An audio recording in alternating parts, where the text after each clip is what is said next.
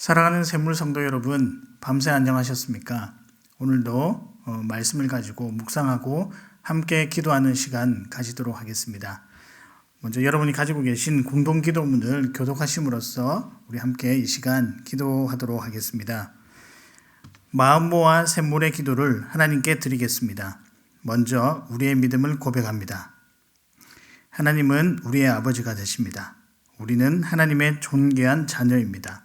삶 속에서 자녀의 행복을 누리게 하시고 자녀다운 품위를 지키는 샘물인이 되게 하소서. 교회를 위하여 기도합니다. 우리 샘물교회가 교회다운 교회가 되게 하소서.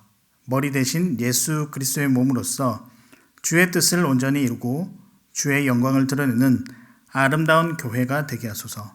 샘물이 우리의 자랑이 되게 하시고 우리가 샘물의 기쁨이 되게 하소서. 목장을 위해 기도합니다. 성도의 교제를 나누는 따뜻한 울타리가 되게 하시고 마음을 터놓고 기댈 수 있는 듬직한 언덕이 되게 하소서. 목자에게 필요한 지혜와 능력을 더해 주시고 목자라는 영광스러운 이름에 걸맞은 목자의 마음, 목자의 열심, 목자의 따뜻함을 허락하소서. 예배를 위해 기도합니다. 샘물의 예배가 주님과의 신비한 연합으로 들어가는 통로임을 믿습니다. 하늘 문을 여시고 주께서 친히 임재하셔서 샘물 예배의 주인이 되어 주소서. 예배하는 모든 자에게 예배의 영광과 회복의 기쁨을 허락하소서. 속히 모든 성도들이 함께 모여 예배할 날을 허락하소서. 환우들을 위해 기도합니다. 치유의 주님, 수많은 병자들을 치유하신 주님의 능력이 오늘 우리 성도들에게 임하여 주소서. 십자가에서 이 땅의 모든 연약함을 짊어지신 주님의 은총이 우리 성도들을 질병의 고통에서 회복시켜 주소서. 투병 중에 소망을 잃지 않고 믿음으로 승리하게 하소서. 나라를 위해 기도합니다. 속히 코로나가 종식되게 하시고 경제활동이 회복되게 하소서. 나라의 안위를 지켜주시고 이 땅의 자유와 평화를 지켜주소서. 정치 지도자들에게 하나님을 두려워하고 백성을 사랑하는 마음 주셔서 선한 정치를 펼치게 하소서. 공의가 실천되게 하시고 샬롬의 온기가 넘치는 나라가 되게 하소서. 샘물 성도들을 위해 기도합니다. 오늘도 삶의 형편을 따라 오고 가는 샘물 가족의 걸음에 주께서 동행하여 주소서. 자녀들의 건강과 앞길을 주께서 인도하여 주시고 성도들의 생업의 현장에도 복을 내려 주소서. 너무 힘겨운 어려움 만나지 않게 하시고 능히 헤쳐나갈 지혜와 용기를 주소서. 자비로우신 예수님의 이름으로 기도합니다. 아멘. 오늘 저와 여러분이 함께 나누실 말씀은 아모스서 6장 1절에서부터 14절까지입니다. 제가 읽도록 하겠습니다. 화 있을진저 시온에서 교만한 자와 사마리아 산에서 마음이 든든한 자 곧 백성들의 머리인 지도자들이여 이스라엘 집이 그들을 따르는도다. 너희는 갈레로 건너가 보고 거기에서 큰 하마스로 가고 또 블레셋 사람의 가드로 내려가라. 너희가 이 나라들보다 나으냐? 그 영토가 너희 영토보다 넓으냐?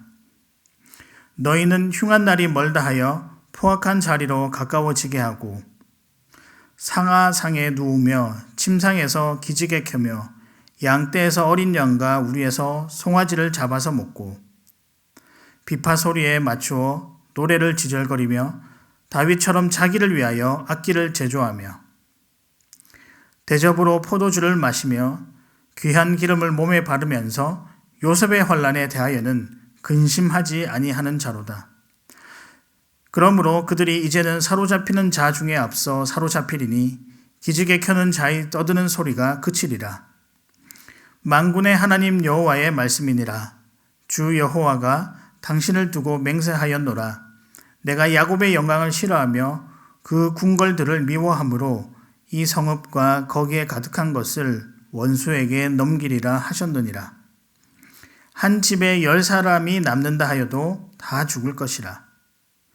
죽은 사람의 친척 곧 그 시체를 불사를 자가 그 뼈를 집 밖으로 가져갈 때 그 집 깊숙한 곳에 있는 자에게 묻기를 아직 더 있느냐 하면 대답하기를 없다 하리니 그가 또 말하기를 잠잠하라.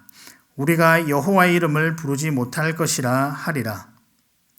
보라, 여호와께서 명령하심으로 타격을 받아 큰 집은 갈라지고 작은 집은 터지리라. 말들이 어찌 바위 위에서 달리겠으며 소가 어찌 거기서 밭 갈겠느냐.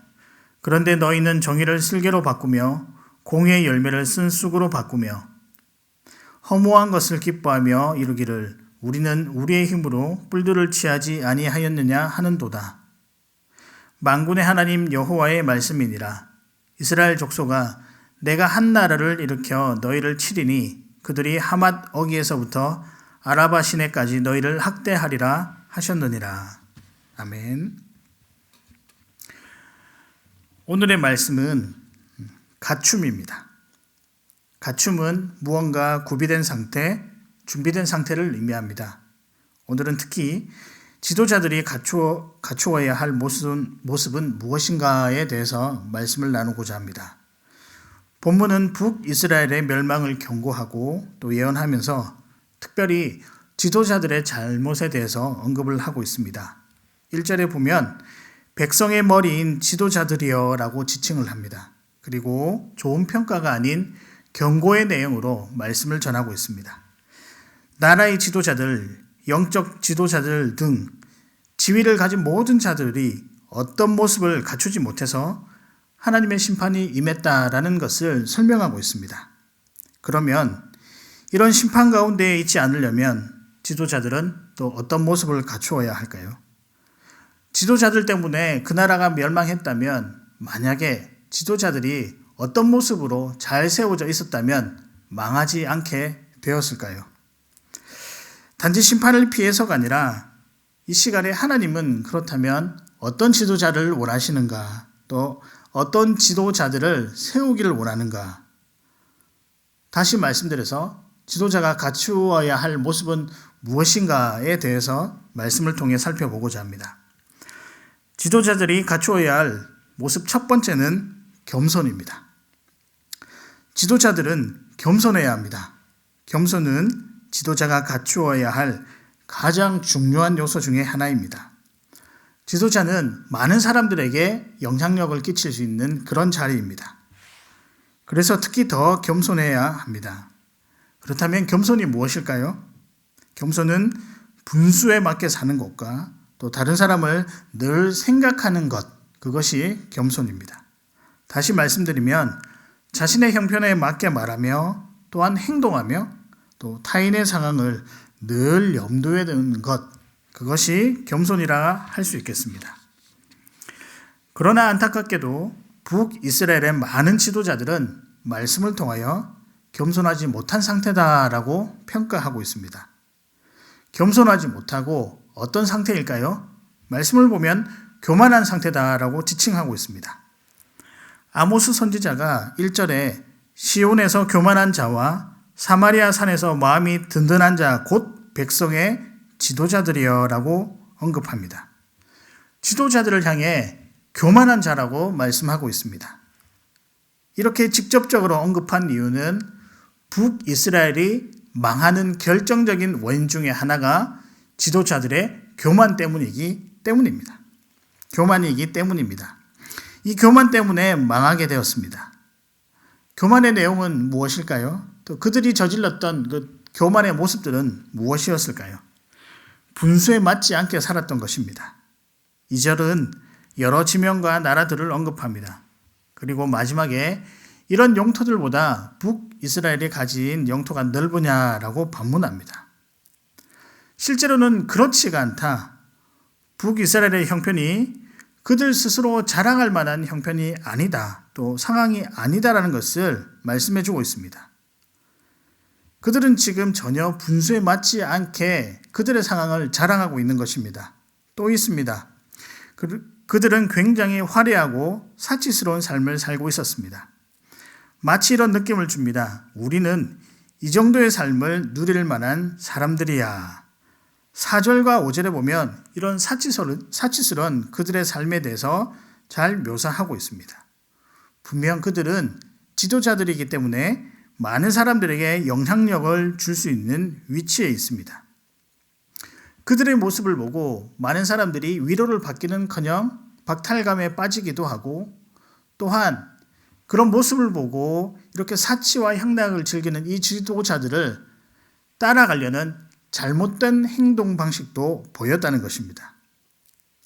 뿐만 아닙니다. 이 지도자들은 5절에 보면 자기를 위해서만 악기를 만든다는 등 자기 중심적으로 삶을 살아가는 것을 볼 수가 있습니다.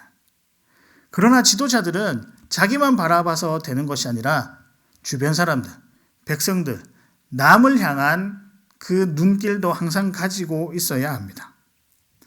이렇듯 그들은 교만했습니다. 교만했기 때문에 북이스라엘은 멸망당했습니다. 우리도 지도자들이 될 수 있습니다. 또 우리가 그런 위치에서 살아갈 수 있습니다. 우리가 늘 염두에 두어야 하는 모습은 겸손입니다. 분수에 맞게 살고 자기보다 남을 더 한번 생각하고 살피는 것이 겸손한 자의 모습입니다. 이 모습이 사랑하는 샘물 성도 여러분에게도 있었으면 참 좋겠습니다. 이런 겸손의 삶이 지도자로서 또 하나님의 백성으로서 살아가는 참 모습입니다. 우리가 좀 더 나아가서 지도자들이 갖추어야 할 모습, 두 번째는 무엇인가? 두 번째는 따뜻한 마음입니다. 따뜻한 마음도 지도자가 갖추어야 할 매우 중요한 부분입니다. 따뜻한 마음은 남의 어려운 형편을 불쌍히 여기고 마음으로 함께 공감하는 것입니다. 불쌍히 여긴다는 의미를 조금 더 풀어서 설명하면 남에 대한 관심, 백성에 대한 관심을 많이 가진다라고 생각하시면 됩니다. 그래서 지도자들은 따뜻한 마음으로 백성들에게 많은 관심을 가져야 합니다. 그 모습이 참 지도자의 모습이라고 생각합니다. 특히 이 문구가 확 와닿습니다. 6절 하반절에 보면 요셉의 환난에 대하여는 근심하지 아니하는 자로다. 요셉의 환난이란 당시 아주 어려운 형편에 있는 사회적 약자들이 당하는 그런 힘든 상황을 지칭한다고 주석을 찾아보니까 나와 있었습니다. 즉 북이스라엘을 대표하는 지파가 요셉의 아들 에브라임 지파였습니다. 그래서 자주 북이스라엘을 지칭할 때 요셉의 집이라는 표현을 많이 사용했습니다. 여기서의 의미는 북이스라엘 안에서도 아주 어렵고 힘든 삶을 살아가는 약자들을 지칭하고 있고, 그들이 먹고 사는 일에 너무 힘든 그 상황을 지도자들로서 어떻게 해라, 잘 헤아려라, 마음을 같이 해라 라는 의미가 들어가 있습니다. 지도자들은 이런 자들을 더 돌아보고 따뜻한 마음으로 도움을 줘야 합니다. 분수에 맞지 않게 사치와 향락을 즐길 것이 아니라 백성의 형편을 살피며 마음으로 또 물질로 그들을 돕고 헤아려야 합니다. 근심조차 하지 아니하는 자들이 아니라 늘 생각하고 필요를 채워주는 역할을 지도자들이 해야 하는 것입니다. 하나님께서 그들을 지도자로 세우신 목적이기도 합니다. 어려운 형편에 있는 목원들이나 또 성도들의 소식을 듣고 하나님의 도우심을 위해 깊이 간절히 기도하며 마음을 나누며 그들에게 따뜻한 격려를 해 주어야 합니다. 그리고 형편이 된다면 조심스레 그들의 필요를 채워주는 것도 우리가 해야 할 일입니다. 따뜻한 마음, 또 따뜻한 마음으로 대하는 여러 가지 삶, 이 모든 것들이 지도자들과 오늘을 살아가는 우리 그리스도인들에게 있으면 참 좋겠습니다. 지도자들이 갖추어야 할 모습, 첫 번째는 겸손이요, 두 번째는 따뜻한 마음입니다. 그리고 마지막은 공평입니다. 공평정대입니다. 공평은 편견 없이 모두를 같은 입장에서 대하는 것을 의미합니다. 어느 한쪽으로 치우치지 않는 것을 의미합니다. 지도자는 이 모습을 꼭 갖추어야 합니다. 편견을 가지고 자기 마음대로 결정을 하면 백성들의 지지를 받지 못할 때가 있습니다. 또한 그가 속한 공동체가 자칫 위험에 빠질 수도 있습니다. 더 중요한 것은 이런 공평하지 못한 지도자들의 모습을 통해 죄라는 것이 그 공동체 안에 들어올 수 있다는 점을 반드시 기억해야 합니다. 이런 의미에서 공평은 한 개인뿐만 아니라 그가 속한 공동체 전체에게 영향을 끼칠 수 있는 매우 중요한 일입니다. 당시 지도자들이 했던 중요한 역할은 재판입니다. 재판은 모두가 공평해야 합니다. 그러나 12절 하반절에 너희는 정의를 쓸개로 바꾸며 공의의 열매를 쓴 쑥으로 바꾸며 라고 되어 있습니다. 편견을 가지고 사람들을 대했다는 것입니다. 도리어 편견으로 사람들을 더 힘들게 하고 때로는 죽게 만들었다는 의미입니다. 5장 12절에 너희의 허물이 많고 죄악의 무거움을 내가 아노라. 너희는 의인을 학대하며 뇌물을 받고 성문에서 가난한 자를 억울하게 하는 자로다. 지도자들 향한 평가가 공평하지 못하다라고 이렇게 이야기를 하고 있는 것입니다. 그로 인해 백성들이 많이 힘들었습니다. 이런 모습이 하나님의 진노를 사게 되었습니다. 백성의 지도자들은 모두 공평하게 대해야 합니다.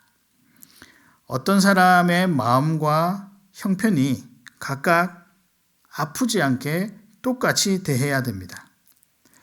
우리도 편견 없이 이웃을 대해야 합니다. 편견이라는 것이 생각보다 진드기처럼 우리 생각에 붙어 있어서 공평하게 대하는데 우리는 어려움을 많이 겪고 있습니다. 공과 사를 구분하는 것도 쉽지 않습니다. 그러나 우리는 노력해야 합니다. 많은 사람들을 대할 때 똑같이 공평하게 대해야 됩니다. 공평하지 못해서 어려움이 생기거나 마음이 아픈 자들이 없도록 우리 삶을 정결하고 편견을 가지지 않도록 또 공평하도록 많이 신경을 써서 살아야 할 것입니다. 말씀을 정리합니다. 오늘의 말씀은 갖춤입니다. 특별히 지도자가 갖추어야 할 그 모습에 대해서 말씀으로 나누었습니다. 지도자는 겸손해야 합니다.